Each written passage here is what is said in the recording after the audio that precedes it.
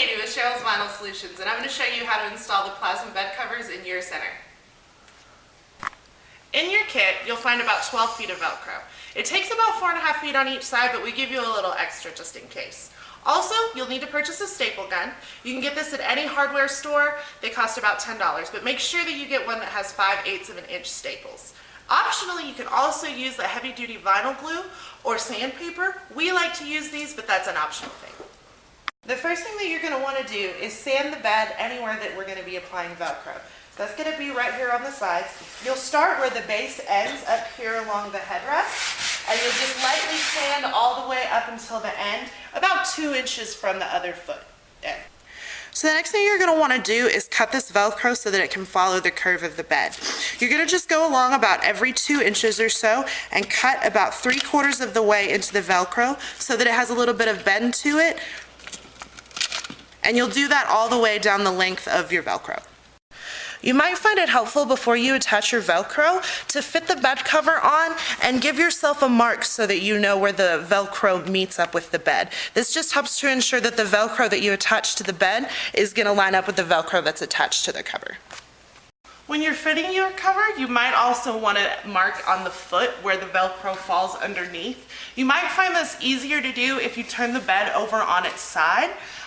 But you'll just want to, again, mark where the Velcro is on the cover so that you know where to put it on the bed. Okay, so now I'm going to show you how to attach the Velcro onto the bed. Now that you've got your long strips of Velcro that's all clipped, you might find it helpful as you're starting out to cut a smaller piece to get started, just so you're not working with such a big piece of Velcro. I'm going to show you how to do this with glue, but again, that's entirely optional.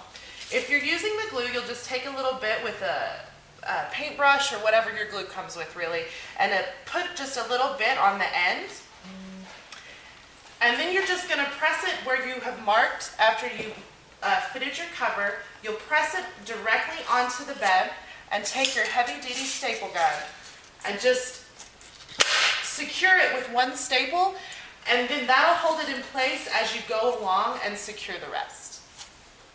Secure this with one staple. If you're using the glue, you'll just go along behind it and lightly put some glue on the bed and go along and press the Velcro into that glue. If you're not using the glue, you can just go along with the staple. It'll work just the same. Whether you choose to do this in pieces or in a long strip, you'll just go along and continue gluing or just stapling to the bed.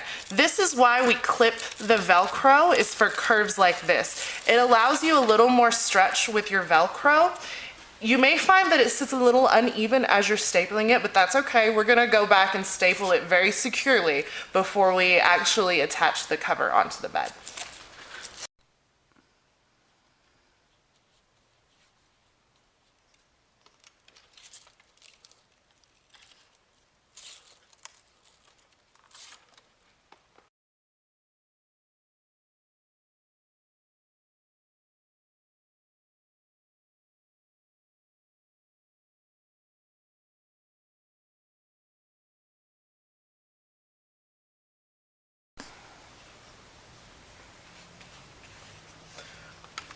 When you get to the curve that goes this direction towards the foot of the bed, you'll want to, where you've clipped the Velcro, fold the pieces over a little bit, and that helps them curve. This is a part where it's especially helpful to have a staple gun so that you can put staples in as you're folding the Velcro to help it follow the curve. So once you've got it glued or not and held in place with a couple of staples, we're going to go along and staple this very securely into the bed.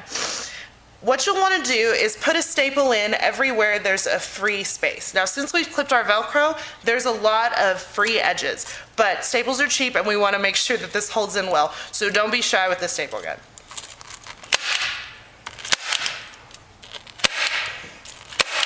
If you can get a staple like I did this one that holds on to both free edges, that's even better, but you can use as many staples as you need.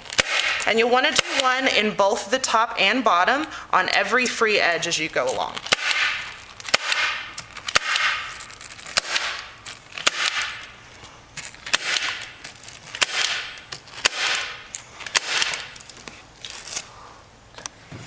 When you get to these parts where it curves the other direction, you'll just want to do the same thing. If you have to fold your cuts over so that they curve a little better, that's fine. Just put a staple in them. If you need to put extra staples in so that it lays flat, that's fine too.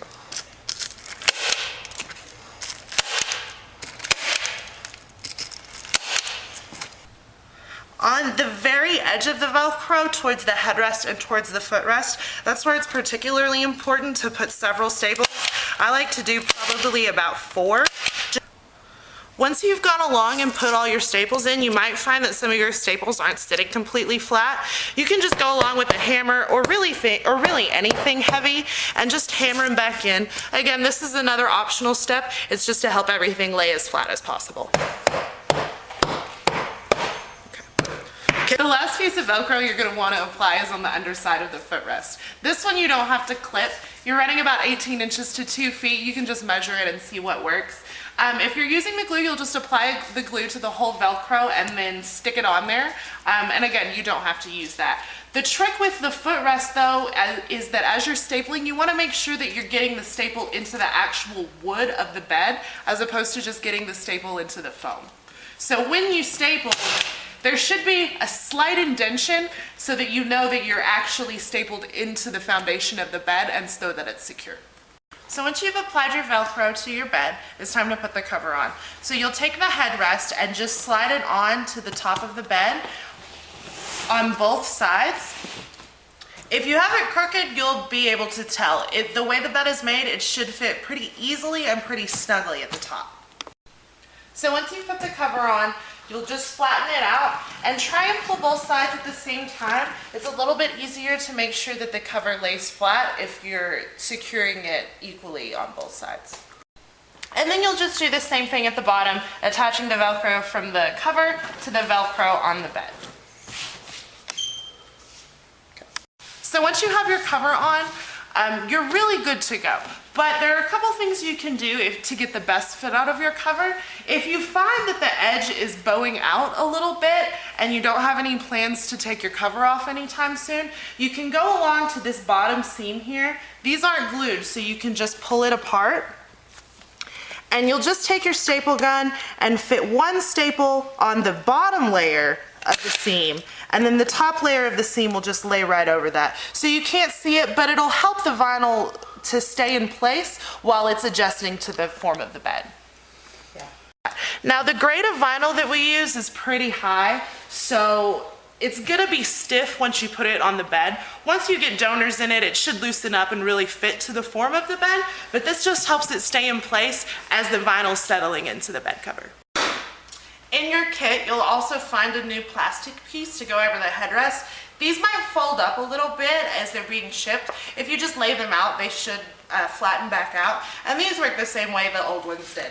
You just apply the Velcro to the Velcro that's attached to the cover, and it'll lay like the last ones. Again, if you find that they're kind of rippling, you can just lay them flat for a little while, and they should lay flat on the bed.